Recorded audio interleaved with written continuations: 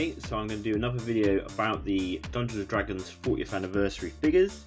I have already done this one, Bobby Uni, and touched upon the Hasbro plastic-free packaging. Like I said, with this particular line, I don't think it matters, because this is how they've always been. And the picture on the front is a pretty good representation of what the figure looks like.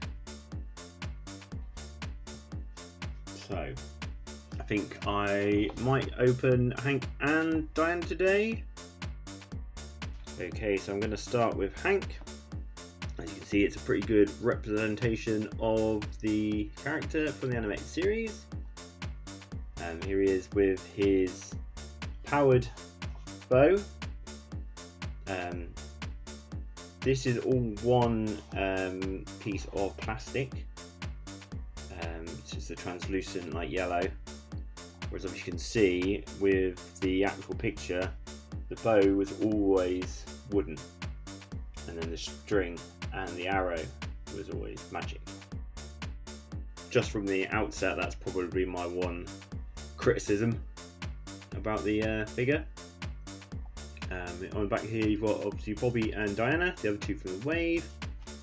Just move the camera so you can see that. So you've got his bow, magic and non-magic, and the obligatory Dungeons & Dragons dice. As I said before, I never actually played Dungeons & Dragons, but I was a massive fan of this series.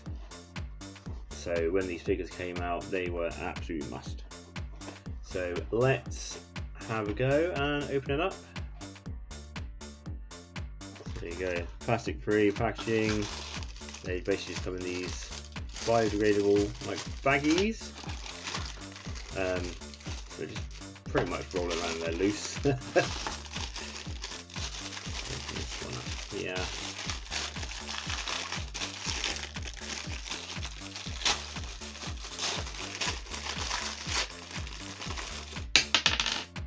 There's his bow, magic bow, and then the wooden bow, and the excited dice.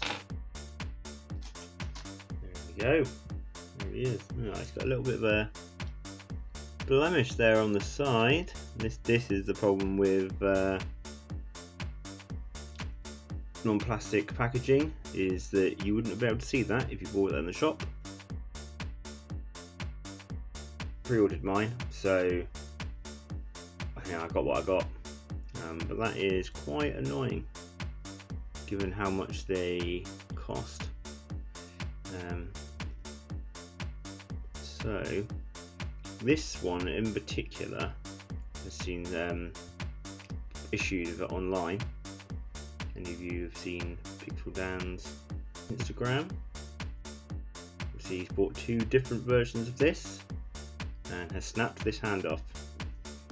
So I'm going to be pretty careful with it, because I said in the other video I don't really have the money to purchase extra ones. That is very stiff there. Actually the arms from the shoulders move fine, the head moves alright, as much as it can, because she's got fairly long hair, and then he's got the hood there from his clothing. So that moves fine. Those are pretty stiff. You can move the ankles there. That's very stiff as well.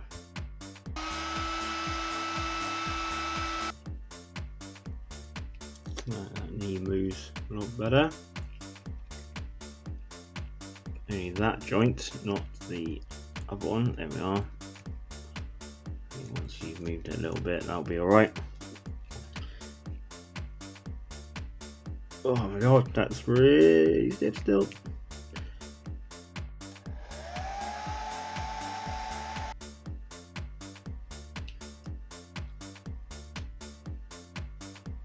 So what you want is to be able to move this arm and the hand so you can actually, looks like, I mean really you would be holding it like that.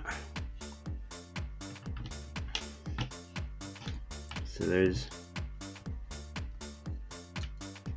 no real way for him to hold the strings as if he's actually firing it, because he should be holding it like that, but the arm will not go that far. Only partly it's this in the way,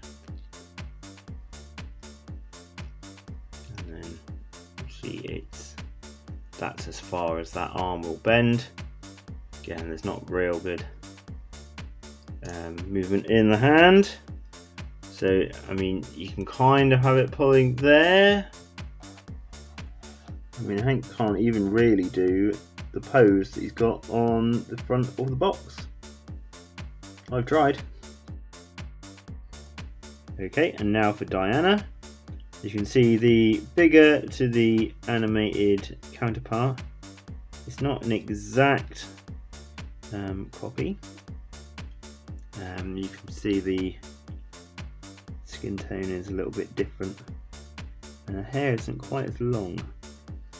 Or at least she seems to have a longer neck. I'm not sure which. It just doesn't look quite right, but it's a pretty good approximation of the character. A little package with the accessories. There's your 20-sided dice, bow staff, and then the staff with the motion effect, which is painted as well, so it obviously looks like it's blurring in. So I mean the skin tone looks okay with the actual figure, so that arm's alright. That's okay once you've got it moving. This is tiny little wrist.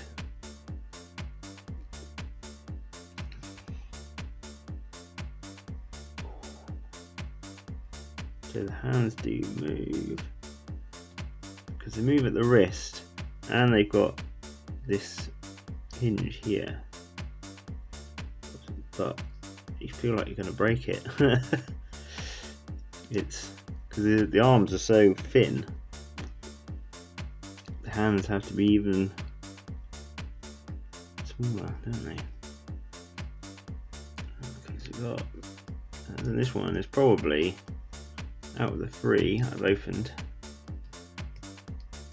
the one with the best joints.